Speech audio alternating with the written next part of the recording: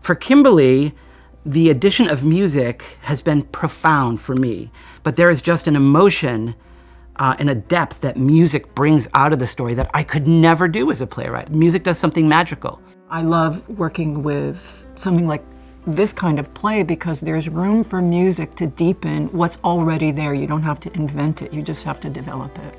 I like the way you see the world, I like your point of view. Jeanine, she's a composer where you never know what you're gonna get because she can write anything. She understands story in a way that not all composers do. But what Jeanine understands as a composer is that each song should sound like the way the character speaks. And so it made my job a whole lot easier. Vicky, Mickey, Ricky, Icky. Jeanine and I have definitely a very special orchestrator-composer chemistry where she trusts that I know what to do with the music, and I know that how much space I can kind of take and still obviously respecting every note she writes. So our instincts and aesthetics for what like music wants to become sort of marry in a really cool way, and she really gives me a lot of space to go and run with it. Working with Jeanine and John Clancy, our orchestrator, is they're like my favorite people to work with because they're just fantastic collaborators. I'm really pulling from like all the music I grew up on and studied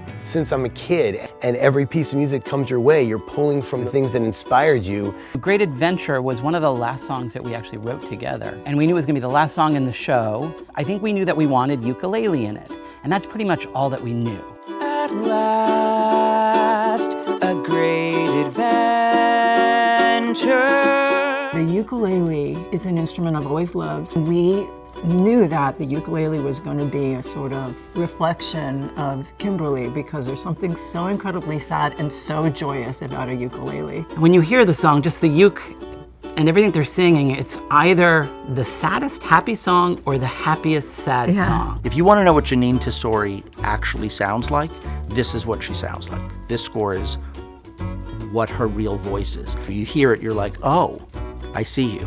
For me, it's really about a vibe. It's about a rhythm and about then matching the inner life to the outer life. So what a character is hearing in New Jersey in the 90s versus what a character is singing inside their hearts. That's where the music lives for me. Because no one gets a second